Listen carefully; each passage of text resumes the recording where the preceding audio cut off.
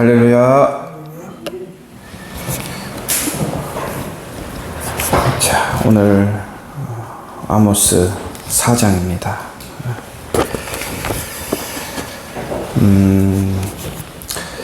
이제 1, 2장에 그 서너 가지의 죄를 말했잖아요.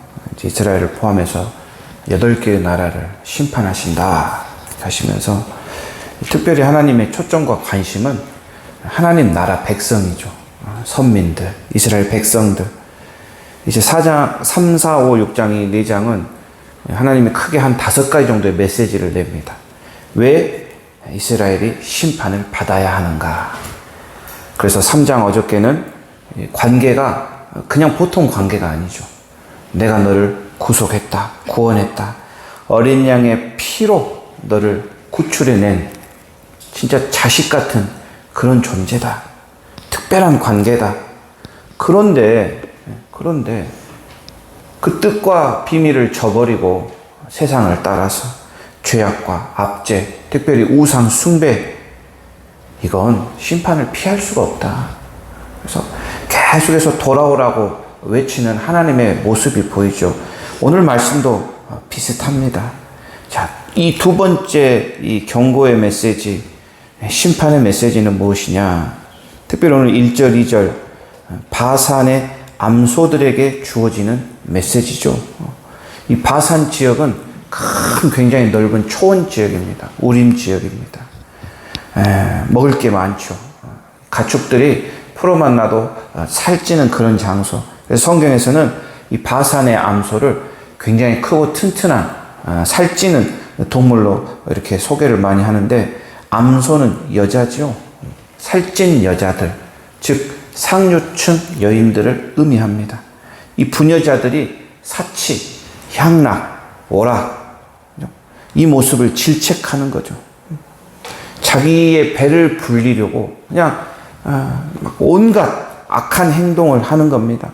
특별히 가난한 사람들의 것을 빼앗고 어려운 형편에 있는 사람들을 짓밟고 압제하는 이 모습들.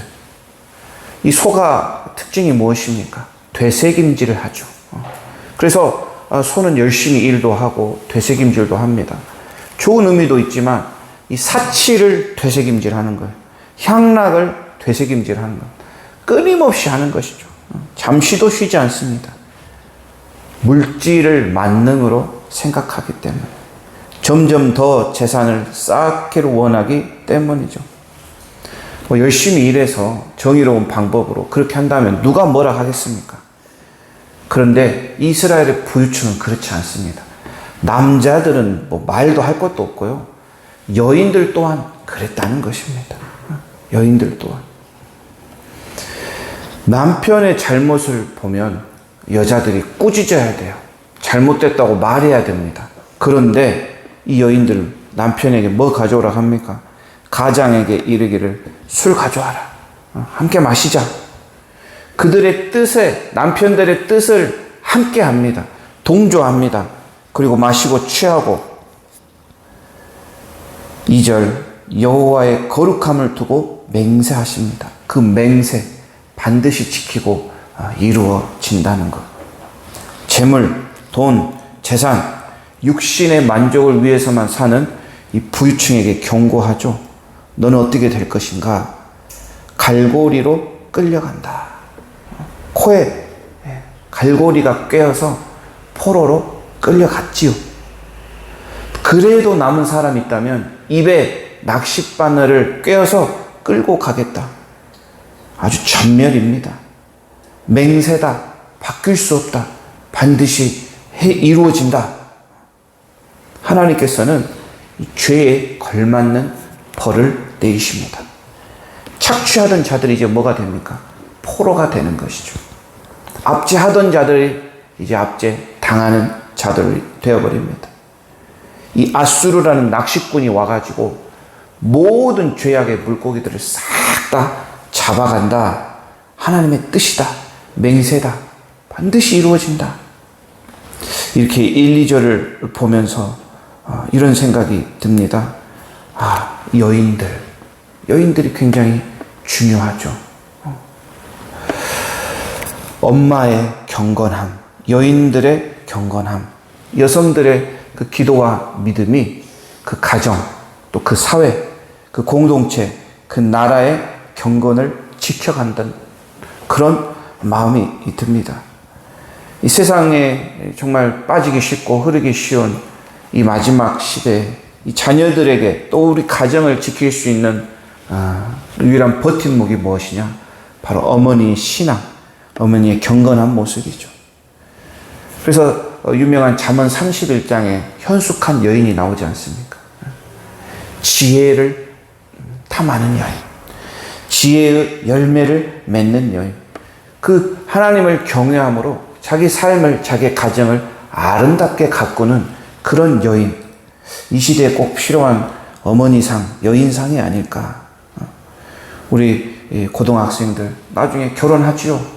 어떤 여자를 선택해야 하느냐.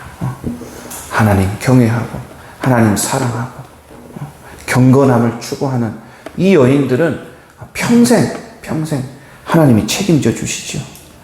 3절에 아수르가 성벽을 무너뜨렸습니다. 전쟁을 통해 사람들이 많이 죽죠. 살아남은 사람은 포로로 끌려가고, 다시 한번 강조합니다. 계속해서 여호와의 말씀이니라, 여호와의 말씀이니라. 자, 부를 축적하고 없는 자들을 억압하고 육의 것을 위해 사는 어리석은 사람, 이런 사람이 되면 안 됩니다. 무시무시한 심판이 기다리고 있습니다. 말씀을 보지 못하면 심판이 있는지도 모릅니다. 아니요, 그것이 죄인지도 모릅니다.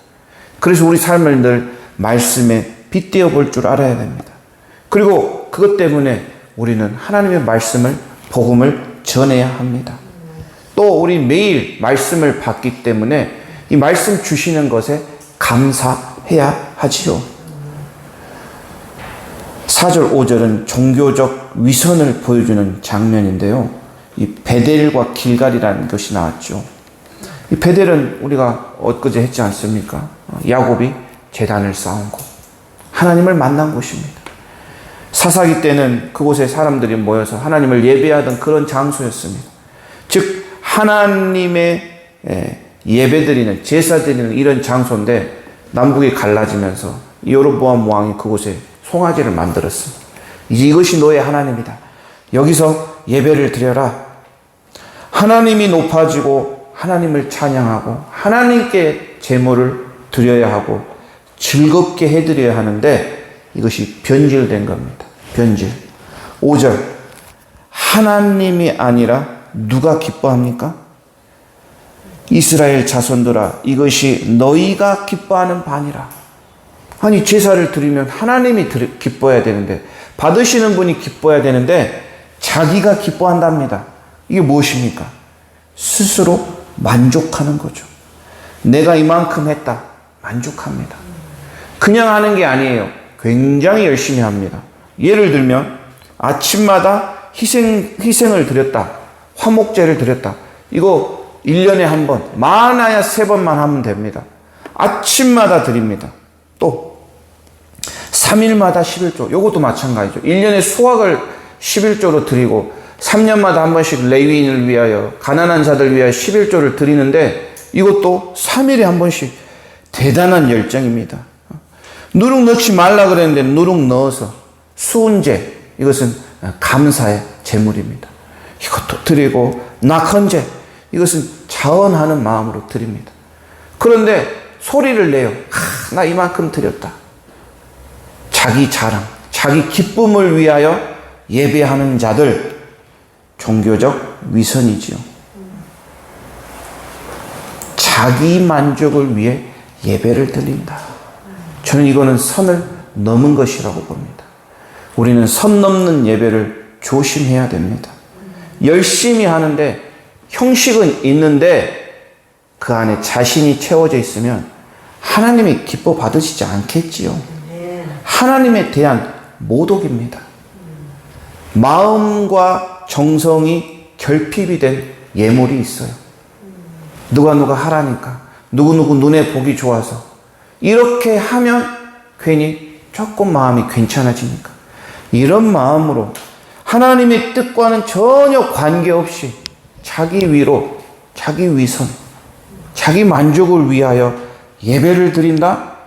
그리고 나서 이렇게 하면 하나님이 기뻐하실 거야.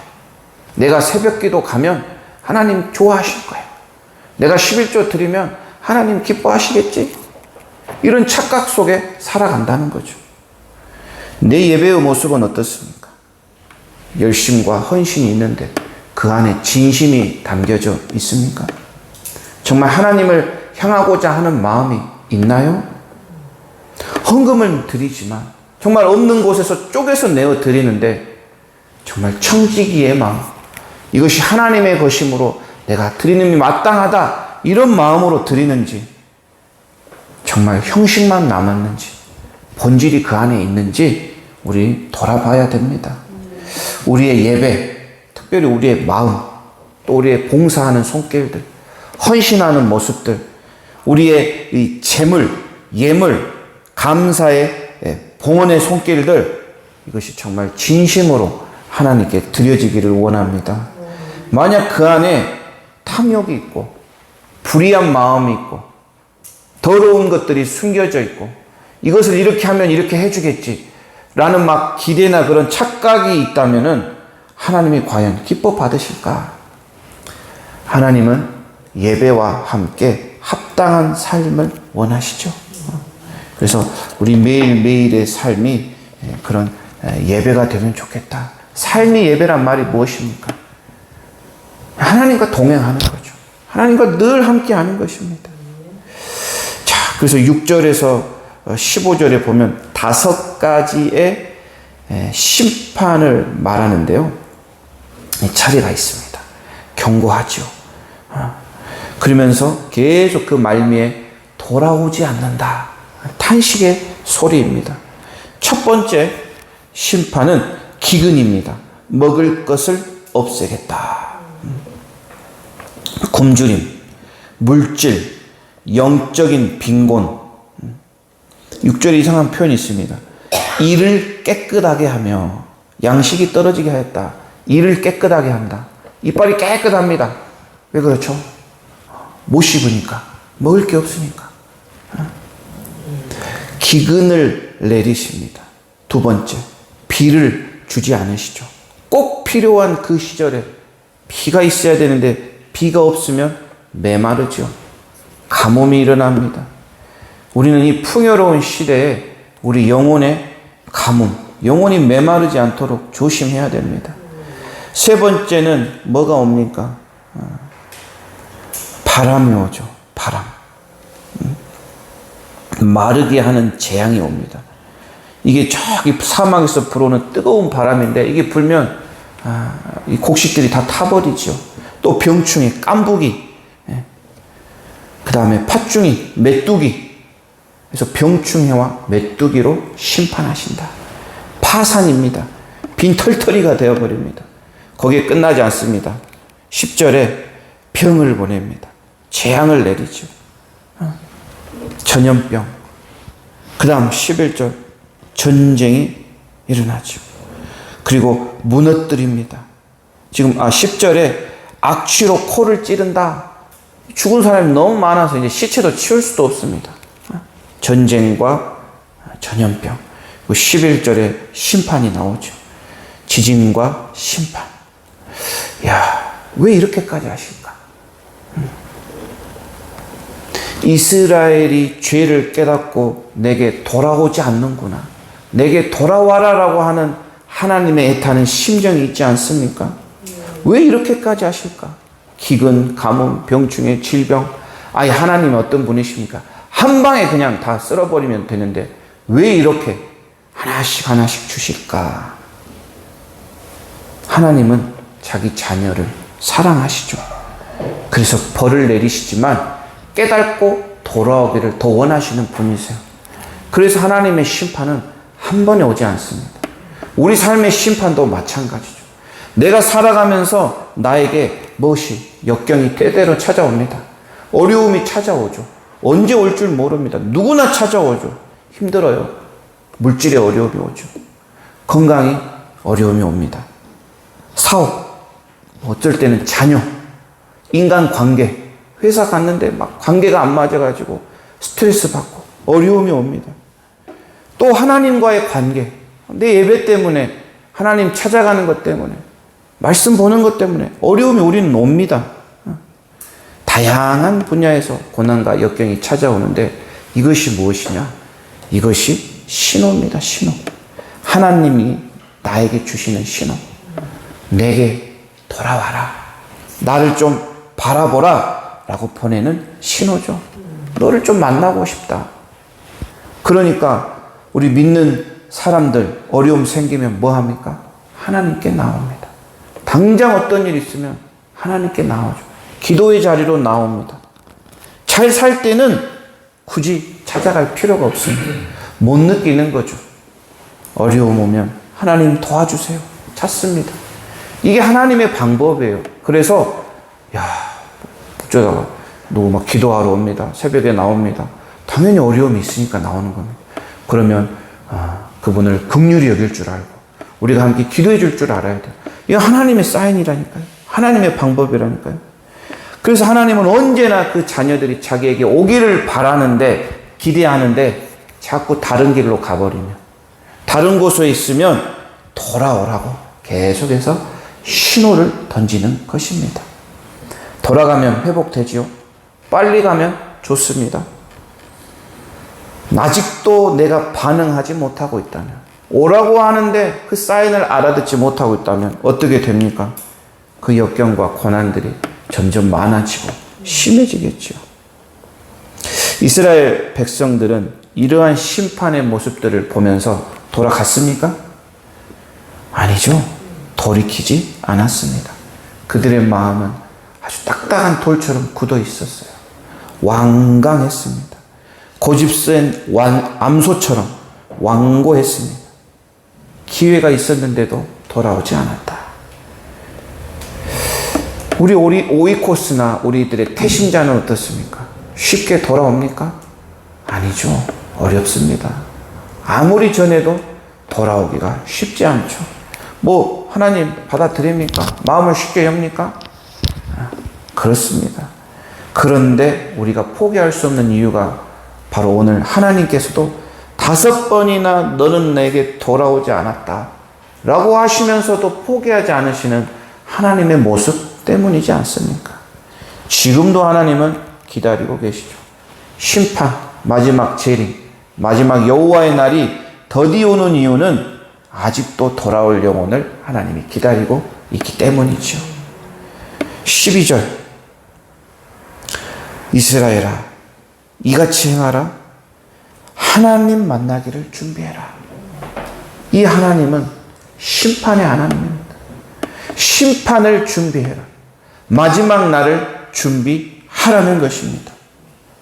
우리는 늘 마지막 때를 준비하는 마음으로 살아야 됩니다. 하나님 만날 준비가 되어 있느냐? 하나님 만날 준비. 그때 하나님 만날 때 정말 두렵고 무서웠고 막 떨리는 마음으로 하나님을 만날 것인가? 아니면 진짜 기쁘게 즐겁게 웃으면서 너무 하나님 기다렸다는 그 마음으로 그날을 맞이할 것인가? 여러분 읽은 13절 창조주 하나님 만군의 여호와 자신의 뜻을 알려주시는 분 그 하나님이 말씀하십니다. 여호와께서 일하실 때 반드시 그 종 선지자에게 말씀해 주신다고 어저께 들었죠? 메시지를 통하여 즉 성경에 있는 그 메시지들 말씀을 통하여 우리에게 담아 알려주시는 이 하나님 그래서 말씀 보는 것을 게으르게 해서는 안 될 것입니다. 오늘 짧게 제가 정리합니다.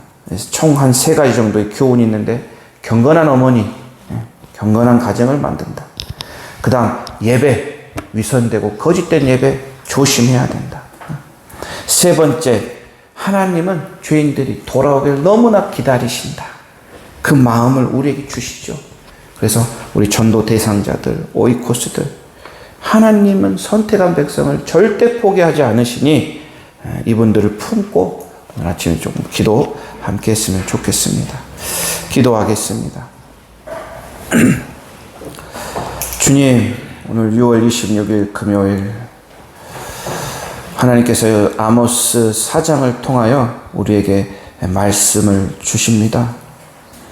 먼저 바산의 암소들, 자기 배만 불리며 힘없는 자들을 괴롭히는 이 여인들을 책망하십니다. 하나님, 우리 미랄들의 공동체의 모든 어머니들이, 여성들이 잠언 31장의 현숙한 여인들이 되기를 원합니다. 하나님만을 경외하는 지혜로운 여인들, 어머니들이 되기를 원합니다. 이 다음 세대를 키우고 길러갈 이 어머니들이 정말 하나님 중심, 말씀 중심으로 살아갈 때 이 다음 자녀 세대들이 그 어머니의 모습을 보고 본받고 하나님을 만나고 정말 하나님 앞에 나와 하나님이 주인임을 고백하는 그런 귀하고 복된 가정들 되도록 축복하여 주시옵소서. 또한 하나님, 특별히 우리들의 예배, 진정과 신령으로 드려지는, 성령으로 드려지는 예배가 되게 하시고, 혹시 내 안에 이 예배 가운데 하나님을 무시하거나 내 멋대로 나의 즐거움으로 내 기쁨으로 예배를 드리지는 않았는지 스스로를 돌아보게 하여 주시옵소서. 선을 넘지 않는, 형식만 있는, 껍데기만 있는 예배가 아니라 하나님을 진정으로 사랑하고 나의 모든 것을 내어 드릴 수 있는 그런 귀한 예배자들로 삼아주시기를 간절히 원합니다. 마지막으로 하나님은 창조주이시고 하나님은 모든 것을 하시고 모든 곳에 계시고 모든 일을 이루신 위대하신 여호와 하나님이십니다. 그 하나님 만날 준비, 마지막 날 심판의 날 기쁨과 즐거움으로 주님 만날 수 있도록 준비하고 예비하는 지혜로운 성도들 되도록 인도하여 주시옵소서. 오늘 주님께 드려지는 귀한 예물, 마음으로 드린, 정성으로 드린, 헌신으로 드린 예물 주님 기뻐 받아주시고 그 정성과 그 마음을 위로하시고 큰 복을 더하여 주시옵소서. 감사하며 살아계신 예수님의 이름으로 기도드립니다. 아멘.